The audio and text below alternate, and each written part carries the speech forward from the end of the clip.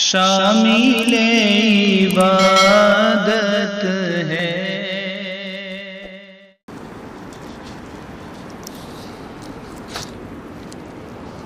بسم اللہ الرحمن الرحیم، نحمدہ ونصلی علی رسولہ الکریم، اما بعد۔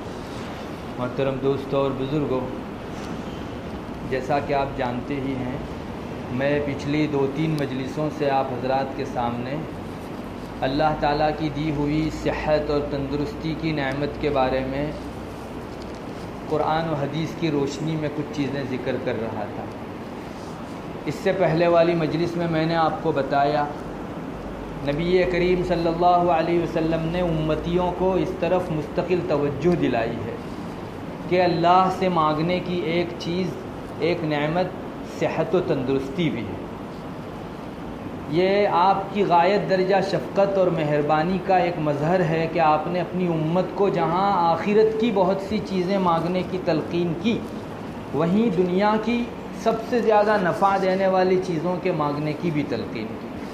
کتنی ہی حدیثیں ہیں جس میں آپ نے عافیت اللہ سے مانگنے کو بتایا اور خود آپ نے مانگ کر بھی دکھایا۔ جو آپ کی معصور و مسنون دعائیں ہیں ان کا آپ اندازہ کرنے جاؤ، جمع کرنے کے لیے جاؤ تو شاید ایک چھوٹا سا کتابچہ تیار ہو جائے۔ اتنی زیادہ دعائیں رسول اللہ صلی اللہ علیہ وسلم نے عافیت کی اللہ تعالیٰ سے مانگی ہے۔ اور اس سے پہلے والی مجلس میں نے آپ کو یہ بھی بتایا کہ یہ آپ کی عبدیت تھی، نبی کریم صلی اللہ علیہ وسلم کا بندگی پنا تھا، جس میں آپ سب سے آگے بڑھے ہوئے تھے۔ آپ رسول تو تھے ہی، بہت بلند مقام کے اوپر تھے، مگر آپ میں عبدیت بھی اتنے ہی اونچے درجے کی تھی۔ تو جب بھی آپ بیمار ہوتے یا کسی کو بیمار دیکھتے یا ایسی حالت میں اپنے آپ کو پاتے کہ جو سختی کی تھی، تو آپ صلی اللہ علیہ وسلم اللہ تعالیٰ سے عافیت مانگتے۔ یہ آپ کی بہت بڑھی ہوئی عبدیت تھی، اپنے آپ کو جھکانا تھا۔ میں نے ایک دعا اس سے پہلے آپ کو بہت پیاری نبی کریم صلی اللہ علیہ وسلم کی دکھلائی، جس میں آپ توکل کے بہت اعلیٰ مقام سے کتنا جلدی عبدیت کے اوپر فوراً جو ہے آ سکتے تھے، اس کا ہمارے سامنے اظہار ہوا۔ آپ صلی اللہ علیہ وسلم ایک دعا میں اللہ تعالیٰ سے فرماتے، اللہ اگر تو مجھ کو میرے دشمنوں کے حوالے کرتا ہے جو مجھے دبائے تو بھی مجھے کوئی پرواہ نہیں، میرے دوست کے حوالے کرتا ہے جو میرا خیر خواہ ہو تو بھی مجھے کوئی پرواہ نہیں، تو راضی ہے تو مجھے کسی چیز کی پرواہ نہیں ہے، تو اگر ناراض نہیں ہے تو مجھے کسی چیز کی پرواہ نہیں ہے، مگر پھر بھی عافیت میرے لیے سب سے بڑھ کر ہے۔ یہ آپ صلی اللہ علیہ وسلم نے جو عافیت کی دعا اپنے لیے مانگی، تندرستی اور صحت اور سب چیزیں جو عافیت میں آتی ہیں ان کی آپ نے دعائیں مانگی، امت کو در حقیقت سکھلانا تھا کہ اپنے رب سے بیماری سے صحت مانگنا یہ توکل کے خلاف نہیں ہے۔ آپ توکل کے اعلیٰ مقام پر تھے، مگر اس کے باوجود بھی اللہ تعالیٰ سے صحت و تندرستی اور عافیت مانگ رہے ہیں۔ چونکہ بعض مرتبہ شیطان ہم کو شبہ دلاتا ہے کہ اللہ کی طرف سے آئی ہوئی بیماری میں اللہ تعالیٰ کے حضور ہاتھ اٹھانا کہ اللہ اس کو دور کر دے، یہ تو صبر کے اور توکل کے خلاف معلوم ہوتا ہے، مگر یہ انہی لوگوں کا حصہ تھا۔ حضرت نبی کریم صلی اللہ علیہ وسلم نے اور ہمارے بڑوں نے ہمارے سامنے یہ بات بہت کھول کر رکھ دی کہ آپ کو لگنے والی بیماری میں اگر آپ اللہ تعالیٰ کے حضور یہ کہہ رہے ہیں کہ اللہ میری بیماری دور کر دے، تو نہ تو یہ توکل کے خلاف ہے اور نہ یہ صبر کے خلاف ہے، انسان کے صبر کے خلاف بھی نہیں۔ اپنے رب سے مانگنے کے اندر انسان کو جو ہے بالکل دریغ نہیں کرنا چاہیے، ہر موقع کے اوپر اپنے رب سے ضرور مانگنا چاہیے۔ میں اس کی بھی ایک مثال دے سکتا ہوں کہ اللہ سے بیماری کی شفایابی مانگنا یہ صبر کے خلاف نہیں ہے۔ دیکھیے، ایک بہت بڑے پیغمبر گزرے ہیں جن کا تذکرہ قرآن کریم میں بار بار آتا، حضرت ایوب علیہ نبینا علیہ الصلاۃ والسلام۔ قرآن کریم نے ان کا قصہ جگہ جگہ کے اوپر نقل کیا ہے۔ حضرت ایوب کے بارے میں مشہور ہے، ہم میں سے بہت سے عوام بھی بولتے رہتے ہیں یہ تو صبر ایوب ہے، ایوب جیسا صبر کرتا ہے۔ حضرت ایوب علیہ نبینا علیہ الصلاۃ والسلام کا صبر بہت مشہور ہے، اور ان کا واقعہ محدثین مفسرین نے بھی ذکر کیا ہے، اور اس کے کچھ حصے قرآن کریم نے بھی جو ہے ذکر کیے ہیں۔ حضرت ایوب علیہ نبینا علیہ الصلاۃ والسلام کے بارے میں یہ آتا ہے کہ اللہ تعالیٰ نے ان کو بہت آسودہ اور بہت خوشحال رکھا تھا۔ ان کے پاس کھیت بھی بہت تھے، مویشی اور جانور بھی بہت تھے، اولاد اہلیہ، ساری چیزوں کا سکھ اللہ تعالیٰ نے حضرت ایوب علیہ نبینا علیہ الصلوۃ والسلام کو دے رکھا تھا۔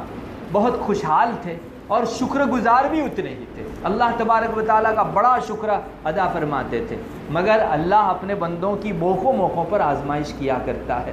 چنانچہ ایک موقع آیا جس میں ان کی یہ ساری نعمتیں اللہ تعالیٰ نے آزمائش کے طور پر لے لی۔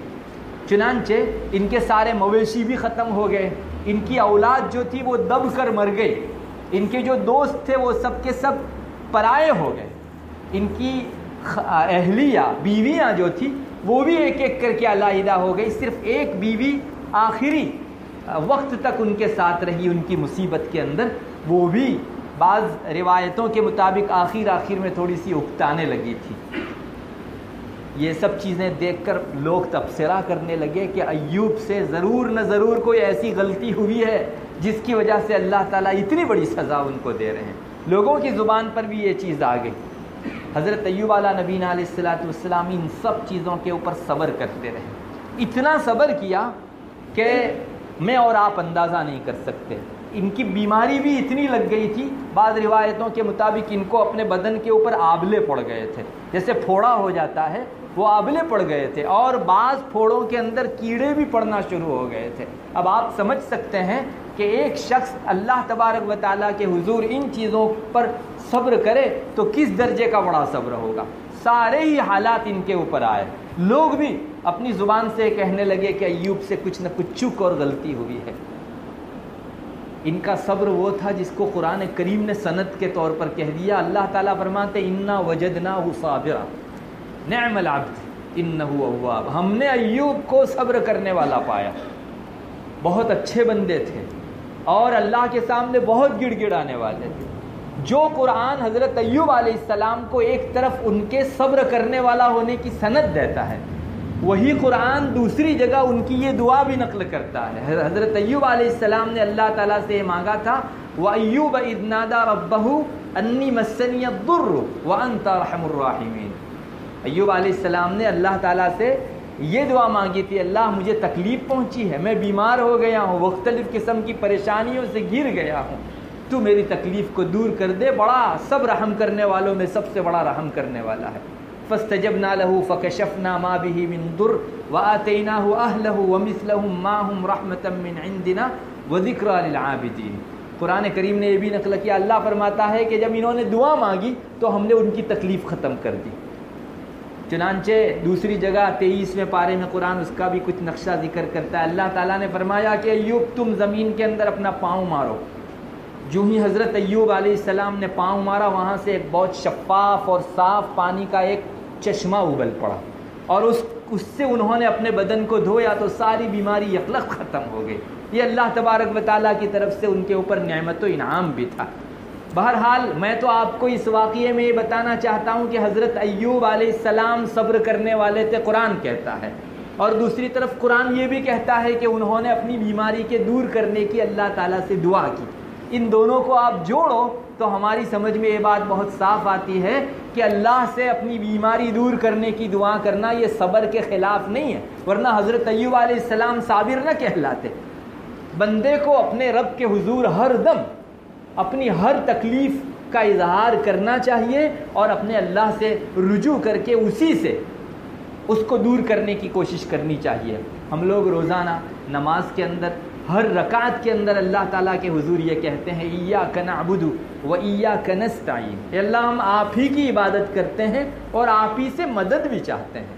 یہ بندگی کا بہت اعلیٰ درجہ ہے کہ بندہ ہر موقع کے اوپر اللہ تعالیٰ کی طرف رجوع کرے، اس لیے یہ ہرگز توکل اور صبر کے خلاف نہیں ہے۔ بہرحال اب تک کی جتنی حدیثیں اور چیزیں آئیں اس سے ہم کو یہ اندازہ ہوتا ہے نبی کریم صلی اللہ علیہ وسلم نے امتیوں کو اس طرف خصوصی توجہ دلائی تھی کہ وہ اللہ تعالیٰ سے جہاں اور نعمتیں مانگا کریں وہاں اللہ تعالیٰ کے حضور عافیت اور تندرستی بھی مانگا کریں۔ نبی کریم صلی اللہ علیہ وسلم نے عافیت کے سلسلے میں، تندرستی کے سلسلے میں ایک اور چیز کی طرف بھی ہم کو متوجہ فرمایا، وہ یہ کہ عافیت کی اور صحت کی ہم لوگ قدر کریں۔ چنانچہ کتنی ہی روایتوں میں آپ نے امتیوں کے سامنے یہ بات رکھی کہ تمہیں اپنی صحت کی قدر کر لینی چاہیے۔ عام طور پر جیسا کہ اس سے پہلے بھی میں بتا کر آیا ہوں انسان کے پاس پہلے سے جو چلتی آ رہی نعمت ہوتی ہے اس کی عام طور پر انسان کو قدر نہیں ہوتی. ایک سامنے سے نئی ملنے والی نعمت کی انسان خوب قدر کرتا ہے. جیسے کہ آپ کو کسی نے پیسے دیے تو آپ جزاک اللہ بھی کہیں گے اور اس کی اچھی خاصی آپ کے دل و دماغ کے اندر قدر بھی ہوگی. مگر پہلے سے آباء و اجداد کی طرف سے چلی آ رہی کئی کروڑوں کی پراپرٹی، اس سلسلے میں نہ انسان کبھی مستقل نعمت ہونے کی حیثیت سے شکر گزاری کرتا ہے، نہ ہی اس کے دل میں ایک مستقل نعمت ہونے کا احساس رہتا ہے. یہ انسان کی کمزوری کہیے یا انسان کی فطرت کہیے، نئی ملنے والی نعمت کی وہ قدر کرتا ہے، کنٹینیو چلی آ رہی نعمت کی طرف اس کا التفات بھی نہیں ہوتا. یہ تو نبی کا حصہ ہے کہ وہ انگلی رکھ کر بتاتے ہیں کہ اس نعمت کی بھی قدر ہونی چاہیے. ہم کو صحت جب سے ہم پیدا ہوئے پہلے سے ہم کو ملی ہوئی ہے. الحمدللہ سب لوگ جب سے پیدا ہوئے ہیں اب تک صحت کے اندر ہے. ہمارا ہاتھ سلامت ہے، ہماری زبان، آنکھ، کان سب سلامت ہیں. اس نعمت کی قدر تو اس کو پوچھنا چاہیے جو آنکھ کے بغیر ہے، جس کو آنکھ کی نعمت ملی ہوئی تھی اور چھن گئی یا پہلے سے ہی ملی ہوئی نہیں ہے. اس شخص کو کان کی قدر پوچھیے جس کے کان ترس رہے ہیں کہ ایک مرتبہ اللہ تعالیٰ کے کلمات اذان کے میں سن لوں، جس کی نگاہیں ترس رہی ہے کہ میں اللہ کے گھر کو ایک مرتبہ دیکھ لوں، اپنے ماں باپ کو پیار کی نگاہ سے زندگی میں ایک مرتبہ دیکھ لوں. ہمیں اور آپ کو نگاہوں کی اور اس روشنی کی کیا قدر؟ آنکھ سے ہم لوگ، کان سے ہم لوگ جو سن سکتے ہیں اس نعمت کی ہمیں بھلا کیا قدر؟ اس کو قدر اس کی ہو سکتی ہے جس آدمی کے پاس یہ نعمت نہیں ہے.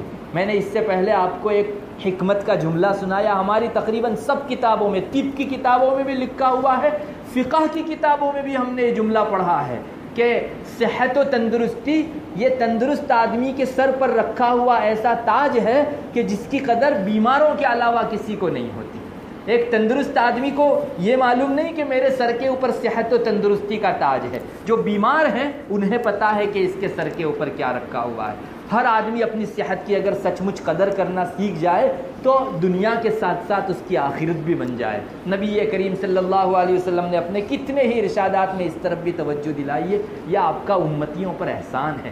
آپ نے وہ نعمتیں یاد دلائی جس کا نعمت ہونا بھی کسی کے دل و دماغ میں نہیں تھا. چنانچہ ایک روایت میں آپ صلی اللہ علیہ وسلم کا یہ ارشاد منقول ہے. آپ فرماتے ہیں نعمتان مغبون فیہما کثیر من الناس. دو نعمتیں اللہ تعالیٰ کی ایسی ہیں کہ اکثر لوگ اس سلسلے میں دھوکے کے اندر پڑے ہوئے ہیں. اکثر لوگ، یہ نبی کی زبانی نکلنے والا جملہ ہے. میں آپ کو یہ بتاؤں کہ ہم لوگ اکثر بہت یہ جو بولتے ہیں نا کبھی کبھی مبالغے پر مبنی ہوتا ہے، مگر رسول کی زبان پر کبھی مبالغہ نہیں ہوتا. اتیشیوکتی رسول کی زبان پر ہے ہی نہیں. وہ حقیقت حال ہی کا ہمیشہ اظہار کرتا ہے. اکثر لوگ دو اللہ تعالیٰ کی نعمتوں کے سلسلے میں دھوکے کے اندر پڑے ہوئے ہیں. کون سی دو نعمتیں؟ الصحہ والفراغ. ایک تو تندرستی اور فراغت. ہم لوگوں کو تندرستی ملی ہوئی ہے. رسول اللہ صلی اللہ علیہ وسلم فرماتے ہیں کہ اس کی سچی جیسی لوگوں کو قدر کرنی چاہیے لوگ نہیں کرتے. اور یہ صحت جب ڈھل جاتی ہے، بیماری آ جاتی ہے، تندرستی ختم ہو جاتی ہے، تب انسان کو ہوتا ہے کہ کاش میں اس صحت کی نعمت کی قدر کر لیتا. یہ پہلی چیز جو آپ صلی اللہ علیہ وسلم نے ارشاد فرمائی. اور دوسرے نمبر پر فراغ. آدمی کے پاس مشغولی نہیں ہے، وہ فارغ بیٹھا ہوا ہے، فرصت کا وقت انسان کے پاس ہے. آپ صلی اللہ علیہ وسلم فرماتے ہیں لوگ اس دوسری نعمت کے بارے میں بھی بہت دھوکے میں ہیں. ہم خود کل گزشتہ ہماری جو 24 گھنٹے کی گھڑیاں گئی اس پر ایک نظر ڈالیں، کتنی ہی گھڑیاں ہماری ایسے ہی چلی گئی، یعنی نہ دنیا کے کام آئی اور نہ آخرت کے کام آئی. ہم فارغ بیٹھے ہوئے تھے. اسی فارغ گھڑی کے اندر ہم جیسے بہت سارے بندوں نے اللہ تعالیٰ کو راضی کر لیا، اپنی ضرورتیں اللہ سے مانگ لی، سبحان اللہ الحمدللہ کہہ کر اپنی آخرت کے اندر محل تعمیر کروا لیے، درخت لگوا لیے اور بہت ساری نعمتیں اللہ تعالیٰ سے پالی. لیکن ہم لوگوں نے اس نعمت فراغ کی قدر نہیں کی اور ایسے ہی ہماری یہ گھڑیاں گزر گئی. اگر آج ہم احتساب نہیں کریں گے تو آج کی گھڑیاں بھی ایسی جائے گی اور کل کی بھی ایسی جائے گی اور اس طرح سے زندگی ختم ہو جائے گی. آپ صلی اللہ علیہ وسلم توجہ دلا رہے ہیں کہ آپ، یہ بہت اچھی چیز ہے.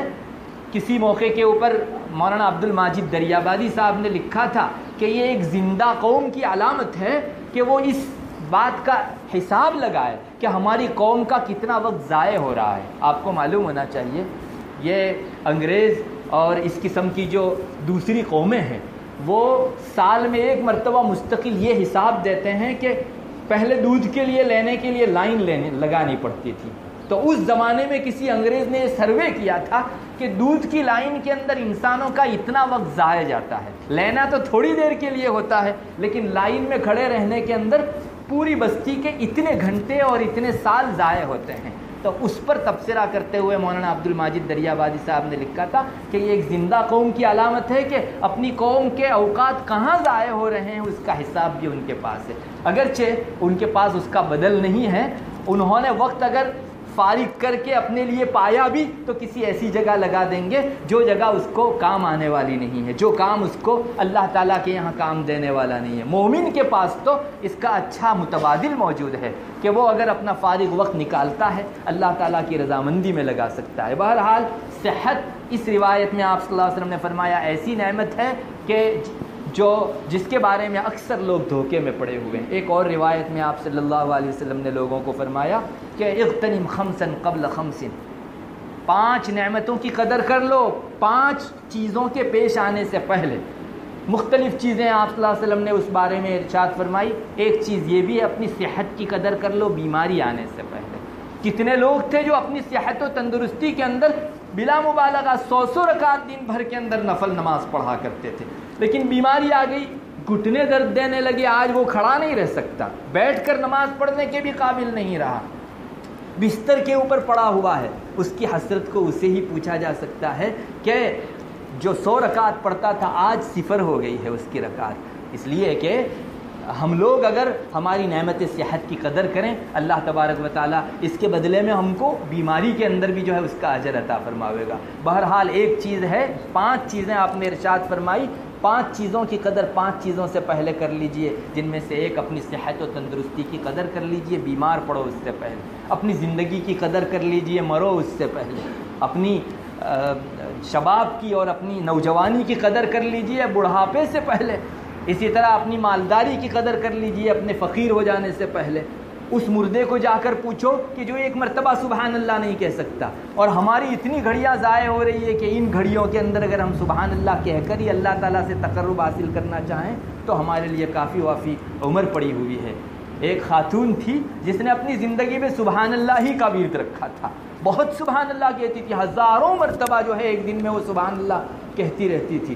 اس کے بارے میں آتا ہے کہ اس کی نعش کو جب قبر کے اوپر رکھا گیا, آپ کو معلوم ہے جس وقت دفنانے کا موقع ہوتا ہے تو وہاں قبر پر جنازہ رکھا جاتا ہے, تو اس کی سبحان اللہ تعالیٰ کو اتنی پسند تھی کہ ابھی تو اس کی نعش رکھی گئی تھی, خود بخود وہ قبر کے اندر اتر گئی. اللہ تعالیٰ کے یہاں گویا یہ جانے میں تبادل کر رہی تھی, جلدی کر رہی تھی. میں آپ کو یہ کہنا چاہ رہا ہوں کہ اللہ تبارک و تعالیٰ نے ہمیں صحت دی ہے, نبی کریم صلی اللہ علیہ وسلم نے ہمیں اس طرف متوجہ بھی کیا ہے کہ آپ کی صحت کی قدر کر لو. ضرورت اس بات کی ہے کہ ہم اپنی صحت سے خوب فائدہ اٹھائیں اور اس کو ضائع کرنے سے بچیں. وآخر دعوانا الحمدللہ.